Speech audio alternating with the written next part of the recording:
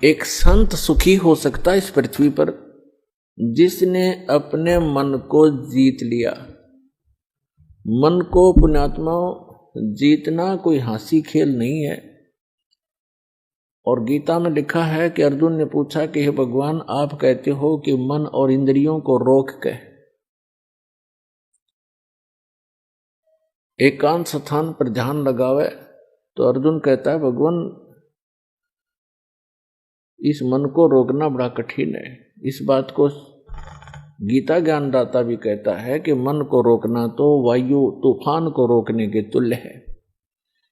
फिर भी कहा है कि कोशिश करे, उसका अभ्यास करने से उसका कुछ राहत मिल सकती है।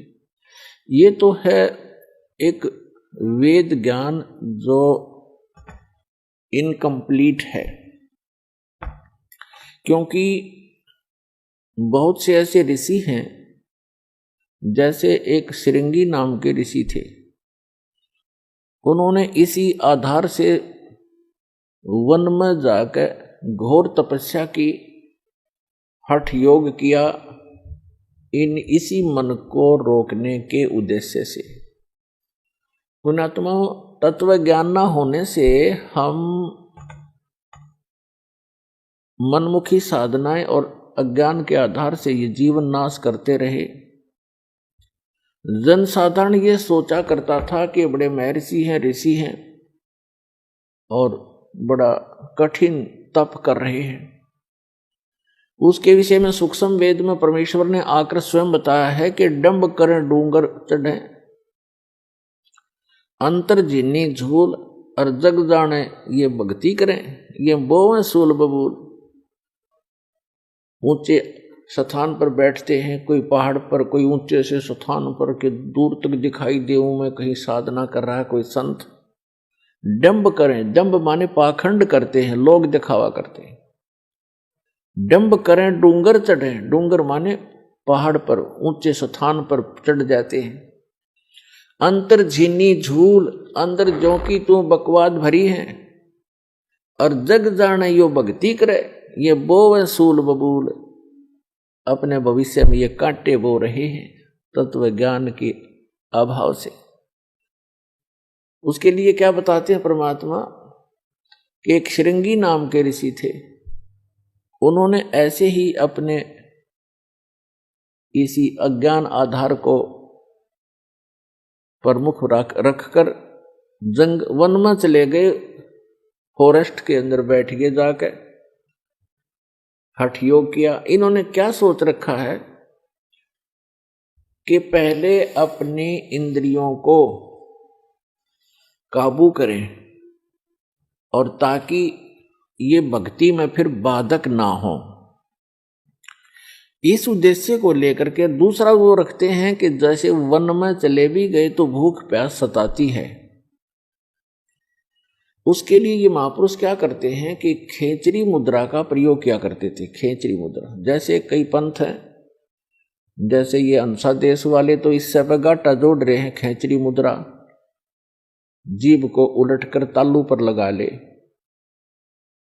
और कान बंद करके ये नाद क्रिया, ये तो बालकों के खिलौने हैं। इस मन कल्पित ये अपना एक ड्रामा है, इस जीवन को नष्ट करने का। तो इसी आधार से श्रृंगी ऋषि ने अमृत क्रिया को सिद्ध किया। जैसा कि ये संत बताते हैं, ये तो इनको तो कख भी पता नहीं अमृत क्रिया क्या होती है। तालू का जीभ लगा लो ऐसे मोड़कर, और कहते हैं फिर तालू से अमृत टपकेगा। ये तो लाड़ टपके हैं, अमृत थोड़ा टपकेगा इससे। बकवाद करें।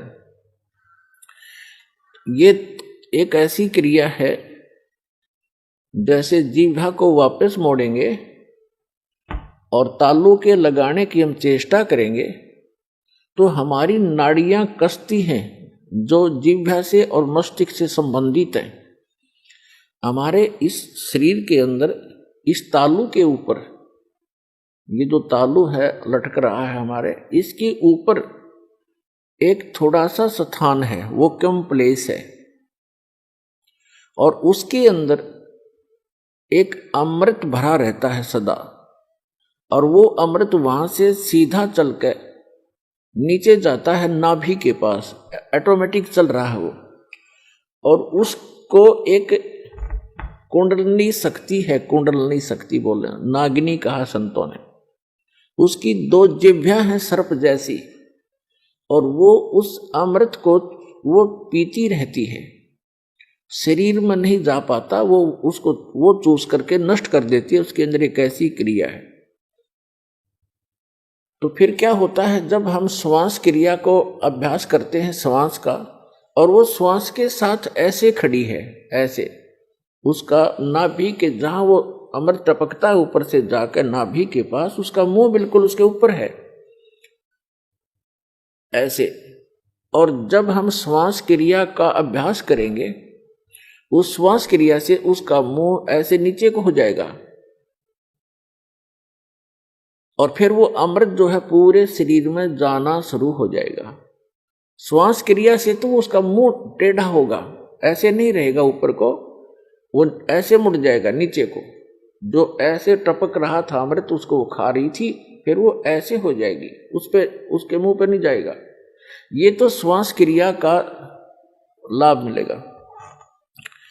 और फिर जो हम तालू पर जिह्वा लगाने की चेष्टा करते हैं, उससे क्या होगा कि हमारा जो ऊपर इस तालू के ऊपर एक स्थान है जहां पर ये अमृत भरा रहता है, लिक्विड सा है ये, इसके उसके नीचे वो एक जैसे इसको अर्ध छोटा सा बेर होता है, बेर का फल, बेरी का फल, उसको आधा काट दे, साफ कर दे, इतना सा है वो, ऐसे आधा कटा हुआ। और उसके बिल्कुल नीचे एक वाल है, वाल, और उसके ऊपर एक छोटी सी नाड़ी टिकी हुई है जो उस वाल के सुराख को रोक रही है। तो उस अभ्यास करने से एक तो उसकी वो नीचे को हो जाएगी नागनी श्वास के, जो श्वास क्रिया से तो नागनी का फन नीचे को हो जाएगा, और फिर वो नीचे जाना शुरू होगा, और जिस रास्ते से फिर वो जाएगा वो उस नागनी के हाथ नहीं लगेगा, वो पूरा शरीर में व्याप्त हो जाएगा। एक स्वाभाविक ओवरफ्लो होकर के वो छोटा सा जो अर्ध बेर का, आधे बेर का जितना स्थान समझो खाली, ओवरफ्लो होकर जब जाता है तो वो नागनी के मुंह पर गिरता रहता है।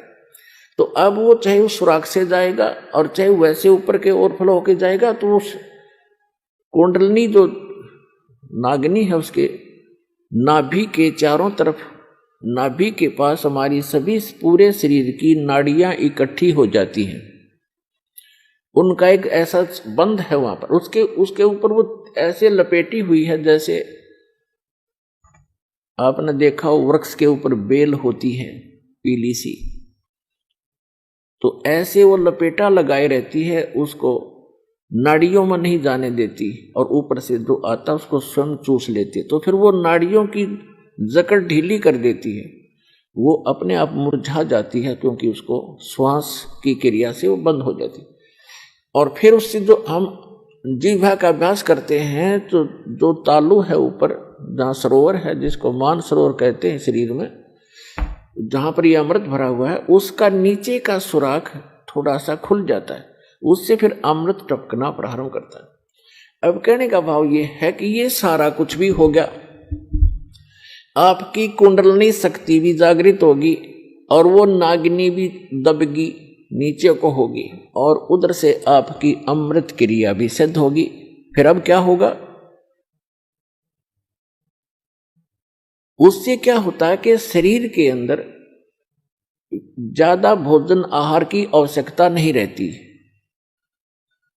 शरीर बगैर खाए भी वर्षों तक रह सकता है, और भक्ति से ही मिली नहीं तो 1-1 लाख वर्ष तक बैठ कर चले गए, फिर गधे की योनि पाई। इन क्रियाओं से क्या लाभ हुआ, जैसे खेत संवार लिया, बा दिया, घास उसका अड़ंगा खत्म कर दिया, और खूब, और बीज बोया नहीं, बीज है नहीं, गेहूं के स्थान पर भांग बोली, यानी सतमंत्र ना जाप करके अन्य मंत्रों का जाप कर लिया, वो भांग बो दी, तो भांग जीवन रक्षक नहीं है, जीवन नाशक है। तो अन्य मंत्रों से सिद्धियां आ गई इन ऋषि महर्षियों के पास, जो इनके जीवन की नाशक बन गई। आम जनता में तो ये ऐसे हो गए जैसे प्रभु पाक के आम जैसे जनसाधारण के लिए तो ये बहुत बड़ी बात होगी। जैसे अगस्त ऋषि जी ने सारे जीवन में डले डोक है एक सिद्धि प्राप्त की, सातों समुद्रों को एक ही घूंट में पी लिया, और फिर प्रार्थना करने पर इनको वापस छोड़ दिया। तो फिर क्या अमर हो गया?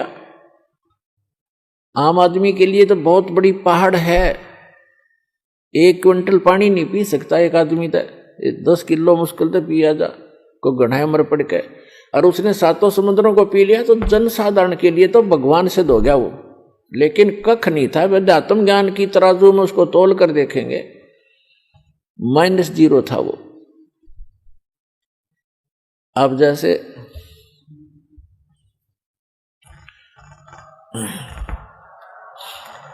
प्रसंग चल रहा है, एक श्रृंगी ऋषि था, उसने ऐसी ये अमृत क्रिया सिद्ध करके और पूरे शरीर को साध लिया जैसा वो सोच रहे थे। और फिर क्या करता था वो, सारे दिन में एक वृक्ष की छाल पर वृक्ष की छाल पर एक बार दिन में जिह्वा लगाता था, ऐसे चाटता था, उसी से संतुष्ट हो जाता था, क्योंकि उसने अमृत क्रिया को सिद्ध कर रखा था। तो उसको इस बात का गर्व हो गया कि अब तूने अपनी इंद्रियों पर काबू पा लिया। वो ऋषि अयोध्या नगरी के पास बाहर बनी में, बाहर जंगल में, वन में, गांव से आधा किलोमीटर की दूरी पर रास्ते के साथ में बैठ गया वृक्ष की तरफ मुंह करके, और सारा दिन में एक बार वृक्ष के छाल को जिह्वा से चाटे और बस ध्यान मगन रहे। कुछ ही दिनों में आने जाने वालों ने देखा कि एक महापुरुष बैठे हैं, ना खाते हैं, ना पीते हैं, ना सोते हैं और ना उठते हैं। आसपास पूरी नगरी अयोध्या के लिए एक बहुत बड़े जो है अचंभे की बात थी। नगर के लोग देखने जाने लगे, सारा दिन बैठे रहते थे, सारी रात बैठे रहते थे। जब उनको पक्का यकीन हो गया कि सचमुच महापुरुष के ये तो भगवान से मिल चुका है, सारे नगर में तहलका मच गया। राजा दशरथ तक बात गई। राजा भी स्वयं वहां पर गए अपने परिवार समेत संत के दर्शनार्थ, लेकिन संत मस्त हैं, ना किसी से बोलते हैं और न ही दिन रात में कहीं उठते और बैठते हैं, ना जाते हैं, ना कुछ पीते हैं, ना खाते हैं। उनके साथ उनकी बेटी भी गई राजा दशरथ की।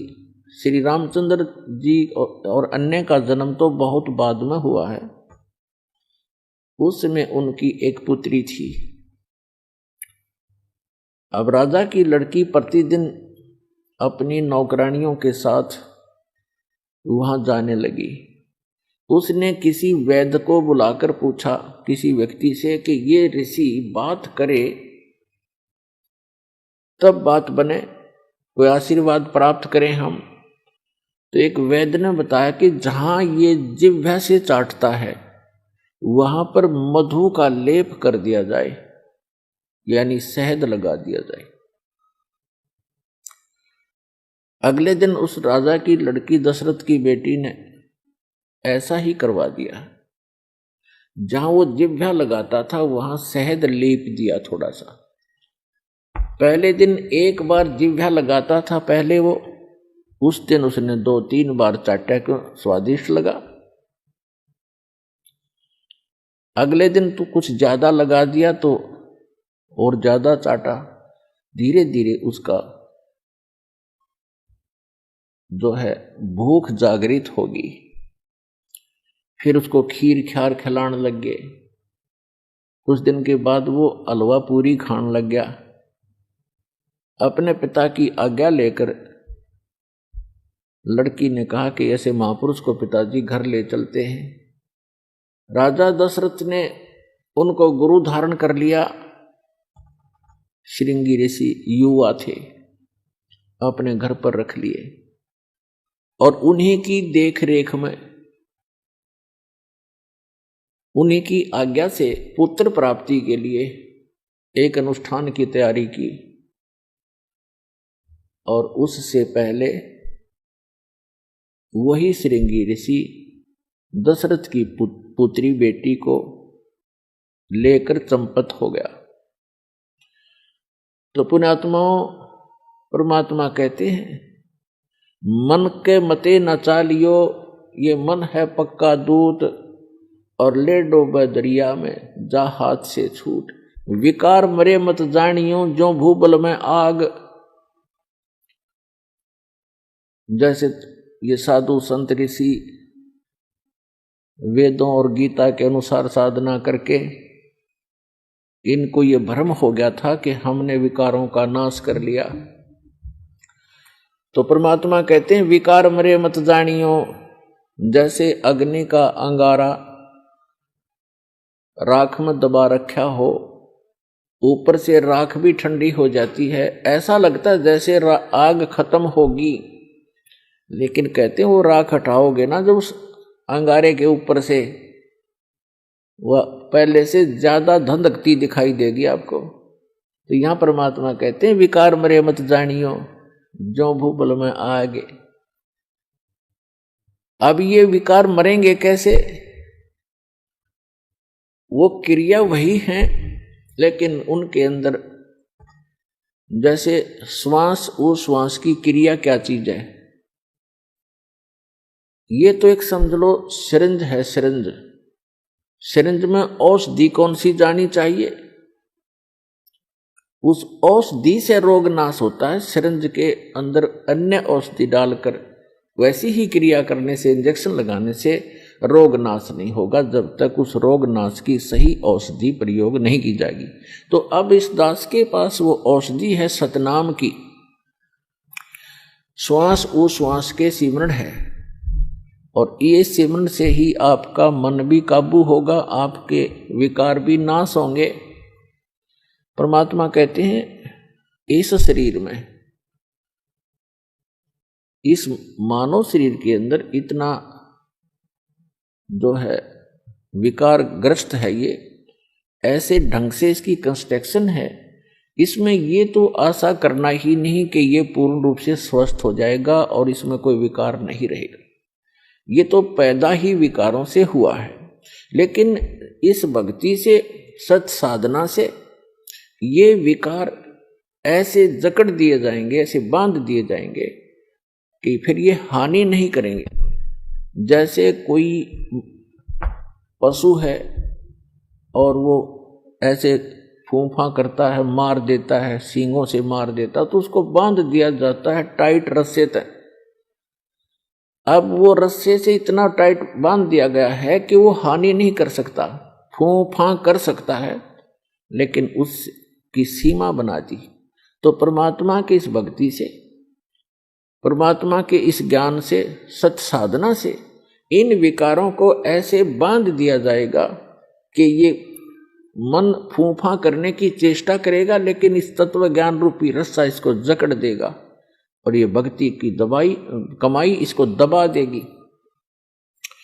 जैसे कोई भी इंसान है, कोई रिश्वत लेता है, जिसमें उसको ये ज्ञान होगा कि ये रिश्वत तेरा दुश्मन है, ये तो विष खा रहा है, इस तत्व ज्ञान से पूर्ण रूप से विश्वास हो जाएगा, तो उसके बाद मन चाहेगा कि ऐसा ले लूं, मोटी रकम मिल रही है, लेकिन आत्मा धिक्कारेगी, खबरदार इसका हाथ लगा दिया, तो ये फूं फां करके चुप हो जाएगा। इसी प्रकार वो एक और कोई दुराचार की वासना उत्पन्न होगी तो आत्मा इसको धिक्कार देगी, ये ज्ञान इसके आगे खड़ा हो जाएगा और इसका उस वहीं पर रुकावट हो जाएगी। तो इस प्रकार हम इन विकारों को भी रोकेंगे इस भक्ति और इस साधना और इस ज्ञान से, और हम अपना आत्म कल्याण भी आसानी से करवा पाएंगे।